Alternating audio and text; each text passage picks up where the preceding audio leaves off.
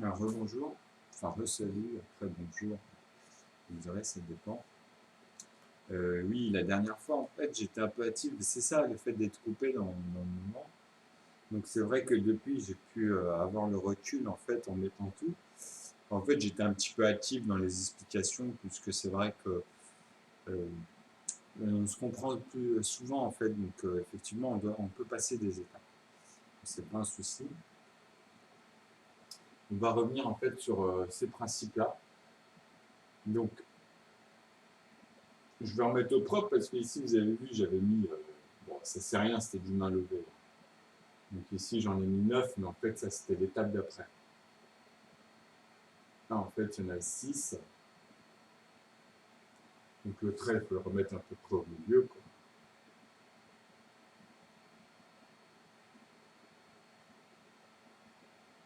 Donc ici, le trait vient au milieu. Mais bon, c'est pas un souci. Ce qu'il faut comprendre, c'est le principe des cases. C'est pour ça que j'ai mis après les photos en même temps. D'ailleurs, le débit, il était vraiment lourd hier. Donc c'était des petites vidéos de 15 minutes, une demi-heure. Pour la plus grande, la longue des 4 que j'ai mis, en fait, bah là, celle-ci, ça sera la cinquième, ce sera la dernière. Bon, je vais m'appliquer un peu plus. J'ai pris un peu de recul, en fait.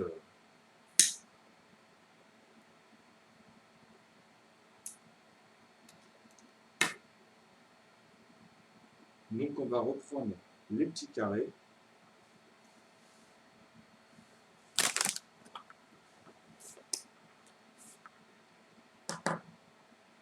Bon, ce qui est bien, c'est que quoi qu'il arrive, de toute façon, bah, pas besoin de retenir ou quoi que ce soit, puisque, comme je vous dis, la formule, elle ne peut pas, on peut pas la modifier, quoi. C'est ça fonctionne, ça marche pas, hein. C'est toujours pareil.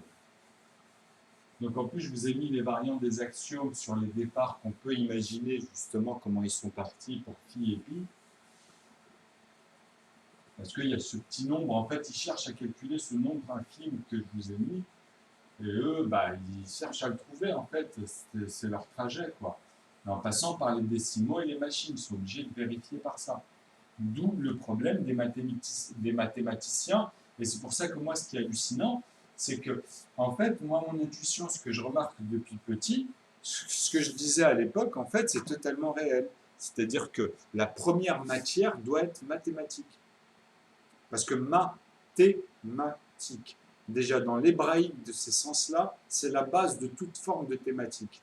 Donc bien sûr que là, je vous parle en français, mais il a fallu passer justement par toutes les hébraïques de l'histoire, en fait, même celles qu'on n'a pas encore découvertes, mais moi je les imagine aujourd'hui, pour pouvoir justement comprendre le sens de l'unicité et toutes les problématiques qu'il y a dans l'ésotérisme. Parce que l'ésotérisme est bonne dans le cas de figure où ça représente le pragmatisme. Mais après, il y a des degrés qui vont aller vraiment jusqu'à des fantasmes les plus délirants.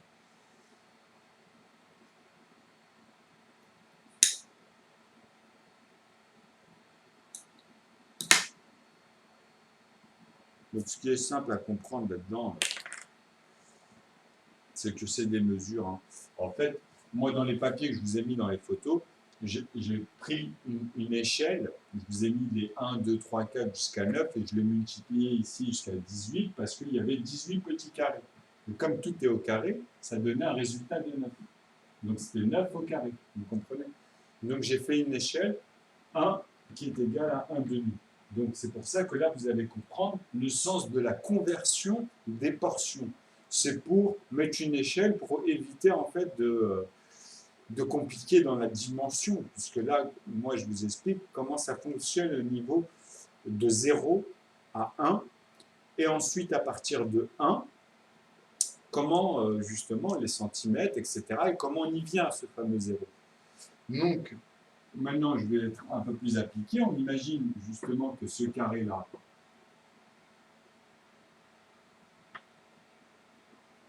fait 1 centimètre. Donc, mon compas, ce qu'il faut comprendre, c'est que eux, quand ils voient que le point ici A rejoint ce point-là, on va l'appeler A, B, C et D, hein, enfin D, pardon. Donc ces points-là, On va les appeler comme ça cette fois-ci. Comme ça va changer. Mais j'espère que vous avez compris les autres fois. Parce que c'est de l'algèbre. Après, c'est de la conversion, justement. Donc, 1, ici, vous avez 1 cm. Hein, et là, vous avez aussi 1 cm, automatiquement 1 cm, 1 cm. Donc, à l'intérieur de cet espace-là, donc de A à 1, en passant par B, C, D et en revenant sur A, donc les 4 branches, les 4 points, donc vous avez 4 points, ok? Donc ces 4 points sont au carré. Ce point-là, c'est égal à 2 au carré. Donc il est plus petit au carré, on va dire, ce point-là. Donc maintenant, moi, quand vous prenez une équerre, quand vous prenez un compas, c'est que déjà dans votre tête, vous passez par un raisonnement qui n'est pas noté. Moi, c'est ce que j'appelle le degré d'angle.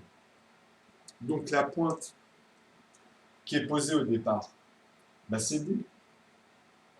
Ok? Donc ce D-là, ce point-là, non, excusez-moi, c'est pas D, excusez-moi, c'est la moitié de D. C'est la moitié de D. Donc la moitié de 1, 2, 3. Donc ce qui est égal à 1,5. Ok?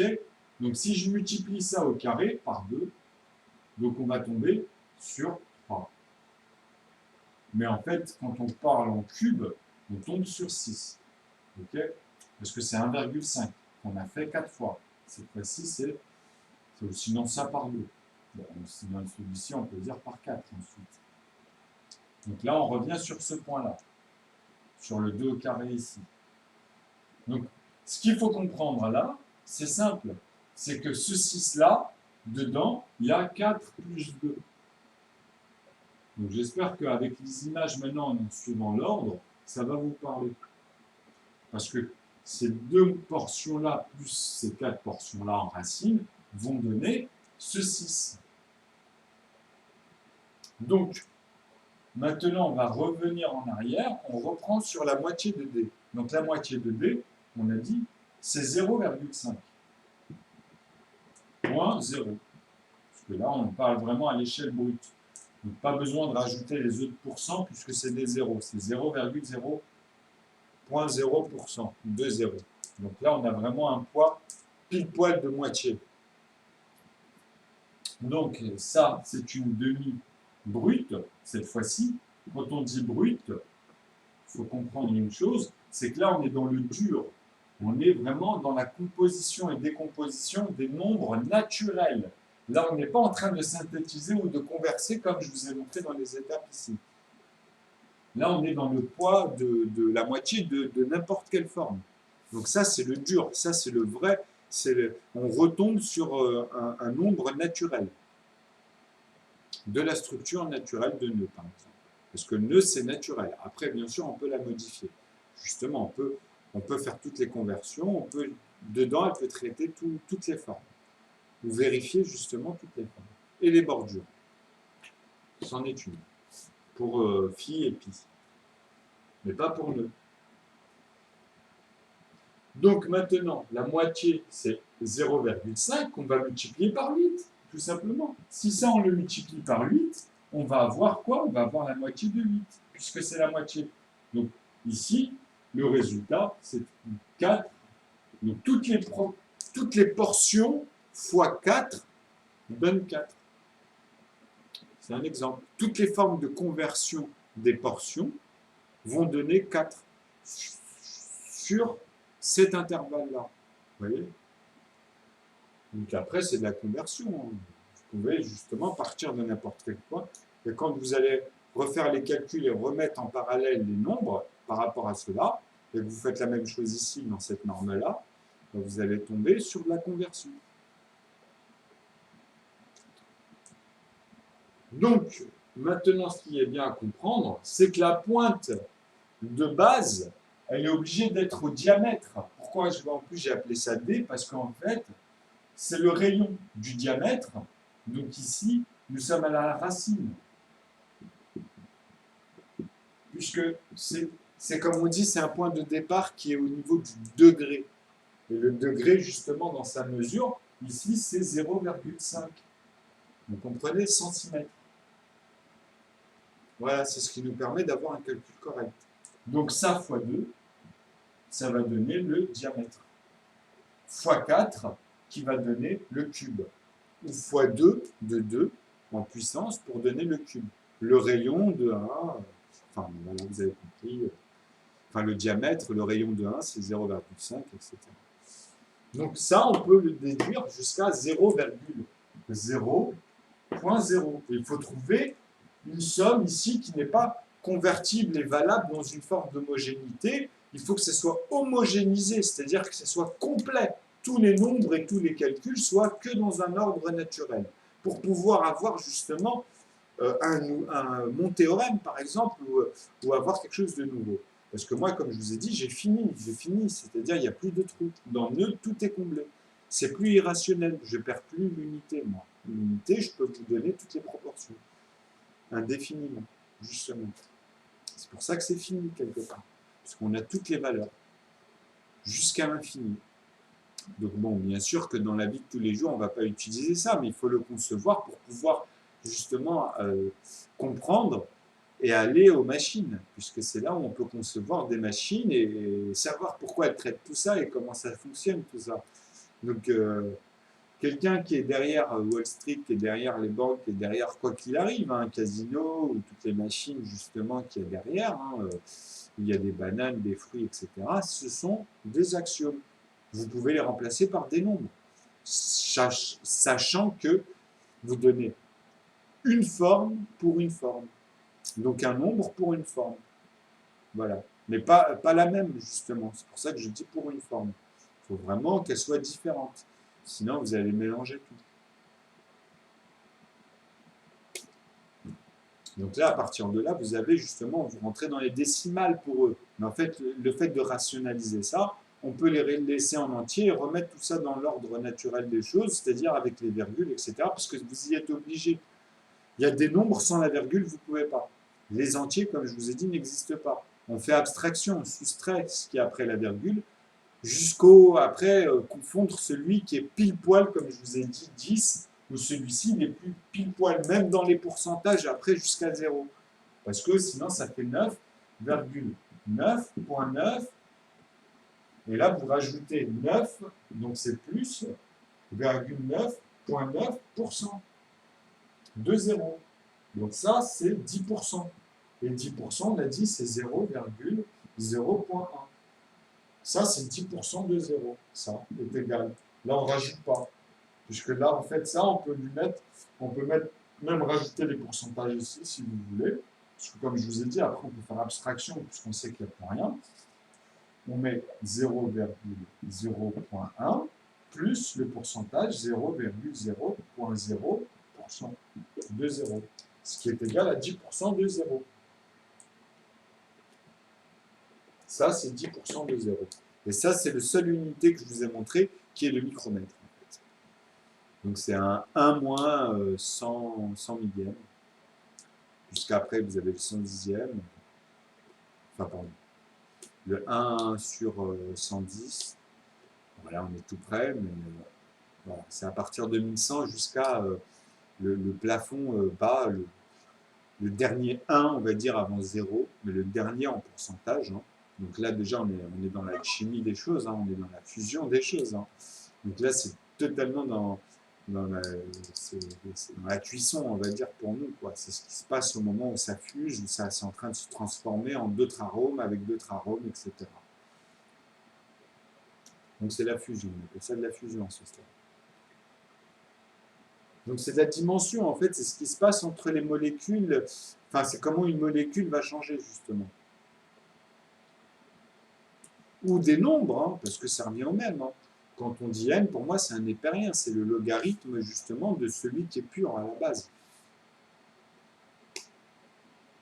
Donc c'est une famille des bosons. Alors, pour moi, il cherche le boson de Higgs, mais c'est ça, c'est le népérien le plus pur, on va dire, dans l'esprit du champ. Parce qu'il y a plusieurs familles, il y en a 10. Mais en fait, c'est relié. C'est-à-dire les 10 vont en former un seul dans sa dimension, ou même sa sous-dimension, puisque je vous ai dit, il y a toujours un rapport de 10. Donc, dans son rapport de 1, quand vous allez prendre l'ensemble et que vous allez découper ça pareil sur leur intervalle, vous allez tomber sur cette formule que je vous mets tout le temps, A et B par exemple, ou bien justement, c'est 0, en fait vous avez 0,0 point, et ici vous avez 8 chiffres. 8 chiffres qui vont tomber sur, au bout du compte, c'est que des zéros, donc vous avez 7 zéros, pardon, 8 zéros, donc 8 chiffres, en fait c'est 9 chiffres, excusez-moi. Donc vous avez 8 zéros, il y en a 8, et le dernier c'est 1. Et là, ça y est, là on ne peut plus parler d'autre échelle. Après, tout le reste, c'est juste du fantasme, hein, c'est du délire. Donc en tout, vous en avez, en tout en chiffres, vous avez 9, 10, 11. Donc 10 après la virgule. Pas plus. C'est pas possible. C'est irrationnel, totalement. Donc quand ils disent, ouais, ils ont été 20 dimensions, 3 dimensions, c'est des repères qui se donnent dans leur délire, hein, parce que justement, il y a des choses concrètes, et puis après, voilà. C'est pour ça que vous tombez sur les fameux délires de moins 1/12e avec genre tous les ensembles, alors que moi, je vous montre que je les dépasse, et puis tout est ordonné parfaitement. Justement, ça montre en fait le quota du décalage qu'il y a quand on a la perspective avec tous les ensembles. Et jouer avec et le voir, hein, parce qu'il faut arriver à le faire quand même. Donc là, ça, c'est une chose. Donc maintenant que vous avez compris que ici, en fait, ce qui est important, c'est que ça, c'est la pointe de départ du compas qui va en fait donner ce cercle-là, ici, qui va être simplement le double. Ce point-là, là, ça va être le double. Et là, vous avez un autre carré. Enfin, là, je l'ai fait trop grand, mais vous avez vu. C'est toujours pareil à main levée, mais ça fait un autre carré. Donc là, vous avez justement ce que moi je vous ai dit, là vous avez 0, là vous avez 1, et là automatiquement vous avez 2.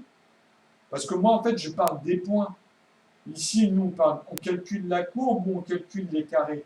Donc c'est là où ils font la transaction à un moment donné, où ils se perdent. C'est là où ils se perdent, tout simplement. Parce que à cause de ce compas, de cette pointe. Donc pour moi ici, je l'ai mis en petit rond rouge avec un 1, on a du mal à le voir sur la photo. Mais ici, c'est le premier degré, c'est-à-dire que c'est en dessous de 0. Et quand je dis en dessous de 0, c'est quand on parle de entier. Il faut comprendre qu'on parle des 10 nombres entiers, c'est-à-dire de 0 à 9. Donc entre 1 et 0, il s'en passe des choses. Vous avez encore 10, et là, entre 0 et 0,1, vous en avez encore 10. Donc après, on tombe dans 0,0 et 1 en dessous, ces 10-là. Donc c'est les 10% qui restent. Et les 10% qui restent, quand on leur divise par 10, et même dans toutes les proportions que je vous montre, et même d'ailleurs dans les bits, parce qu'après ça tombe sur des 12, c'est des bits après, on peut mettre ça en bits, vous voyez. Donc après on rentre dans le langage binaire, on fait la traduction en fait dans le langage binaire, dans ce qui est classique. Mais moi je vous ai homogénéisé tout ça grâce à 5 résistances qui représentent au niveau de l'énergie, le début en fait, et puis en fait c'est par 2, c'est les 5, mais en fait vous avez à chaque fois les 2 nombres manquants. Donc vous avez les 10 nombres au début, au bout du compte, vous voyez. Et c'est la même chose, c'est le même principe, ça allume des lumières, etc. Sauf qu'on part de cette notion-là, comme pour l'autre, et tout se comble à chaque fois dans les cases, etc. C'est les mêmes principes, tout marche. Donc ça montre que moi maintenant j'arrive à vous déterminer que 0,5 c'est une des bordures. Attention, il y en a plusieurs des bordures, parce qu'après il faut aller dans tous les trous et boucher et montrer tout ce qui est justement dans le colimaçon, montrer là où il y a tout leur délire. Et c'est ce que je vous fais moi dans tous mes calculs dans nœud, mais c'est chiffré. C'est-à-dire que vous, c'est à vous de schématiser, de faire ces calculs au carré. Et en plus de ça, je vous l'ai fini aujourd'hui. Je vous ai expliqué une chose. Si vous prenez maintenant une ligne droite, si on prend maintenant ce point-là et ce point-là en droite, qu'est-ce qu'il va y avoir comme différence entre la courbe et la droite? Et là, je calcule le point. Sur 1 cm, ici, si vous prenez votre règle, vous allez avoir, par contre, ici, 1,4 cm. Mais par contre, il faut être droit sur tout l'ensemble des carrés. Parce que si en bas, vous décalez un petit peu, ici, là, vous allez rentrer dans pi. Après, ça va être irrationnel, vous allez enlever Ah oui, là on se rapproche, donc on enlève, on prend juste cela, puisque bon, là pour le moment, c'est cela qui se présente. Donc voilà comment ils utilisent certains nombres de chiffres après la virgule. Mais c'est irrationnel, c'est pour ça les contextes après, ça devient complexe. Alors, en fait, c'est très simple, vous allez voir que c'est très simple. Parce qu'une diagonale, déjà, on gagne presque la moitié, on perd juste un. Mais en fait, on ne le perd pas, c'est parce que dans l'axiome, même des événements, justement, il n'est pas encore, il ne s'est pas encore additionné dans son poids. Donc 1,4 ici, c'est la diagonale de tous les 1 cm3. OK? Au carré, ou comme vous voulez. Au carré, ou même si on fait de la profondeur, tout à l'intérieur, etc. Tout ça au cube dans un volume. C'est-à-dire qu'ici, bah, automatiquement, vous allez tomber sur la moitié. Hein, okay. Vous allez remonter ici. Hein, okay. Donc là, à partir de là, vous avez quoi? Vous avez la profondeur. Vous avez une profondeur. Donc vous pouvez continuer, hein, puisque là, je vous ai dit, hein, c'est un produit en croix après. Donc là, qu'est-ce qui se passe? Vous refaites un carré ici de 1 cm, etc. Et là, ça continue. Et si ici, vous faites les diagonales, bah, vous retombez sur cette ligne, tout simplement. Donc ça va être proportionnel à ce que je vous ai dit sur collimation. Vous partez de là, de n'importe quel point après. Il n'y a pas de centre dans quelque chose qui est plafonné, 3 petits points, qui est plafonné, et c'est le futur. On va dire que ça, c'est déjà là où on va, parce que ça, c'est totalement imputrescible. Il n'y a pas de putrescible, il n'y a pas de maladie, il n'y a pas de mort. Dans ce contexte-là, les choses ne... Donc c'est pour ça que moi, j'ai cette mesure parfaite, avec virgule 9,9, et on peut rajouter 9,9,9%. Et ça, c'est les pourcents de 0. Donc ça, c'est l'échelle totale, c'est l'échelle Azaz. C'est l'échelle de nœuds. Et en fait, même, je vais plus loin. Je vous en rajoute son maximum. Parce que là-dedans, vous avez 3 noyaux ici. Et ces 3 noyaux-là sont gérés par, comme je vous ai dit, un ensemble de 3 tiers. Ce qui donne ici un autre 9, 3 petits points 9. Okay, mais celui-ci, c'est l'absolu. Là, on ne peut plus rentrer dedans, même dans... Il n'y a aucune forme de putrescible parce que ça va avec le principe. Et ici, c'est les 2 tiers. Ça représente les 2 tiers. Et dans son 1 tiers, donc ici, on va dire dans cet espace entre ça et ça, je vais vous le mettre à l'annexe. Qu'est-ce qui se passe? Il se passe 3 petits points ici, et vous avez un autre 9 qui apparaît là, avec un 3 petits points entre ceux-là. Et là, vous avez toute forme de choses qui peut évoluer dedans. Justement, il peut y avoir qu'un cosmos, un univers, de tous, en fait. Un univers de toute forme à l'intérieur. Donc, c'est ce que je vous montre. Donc, dans cet espace-là, ils sont en train de se produire. Ça, c'est la mesure. C'est une mesure. Vous comprenez? C'est ce qui permet après, à chaque fois, de retomber dedans quand on crée quelque chose de base. On part de n'importe quel élément, n'importe un élément, on part de un élément, et on le décompose jusqu'à recomposer toute forme de choses.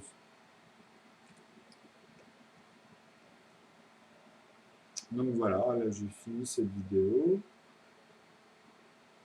Donc là, vous avez compris le principe. Bon, là je vous l'ai fait, là, je vous ai remis 1 centimètre ici. Pourquoi? Enfin, c'est même pas 1 centimètre, excusez-moi, c'est 7. Ici. Maintenant, ici, les barres ici vont donner quoi? Vont donner des 7. Parce que c'est la moitié des 0,7. Donc ici, ça sera l'ensemble de 14.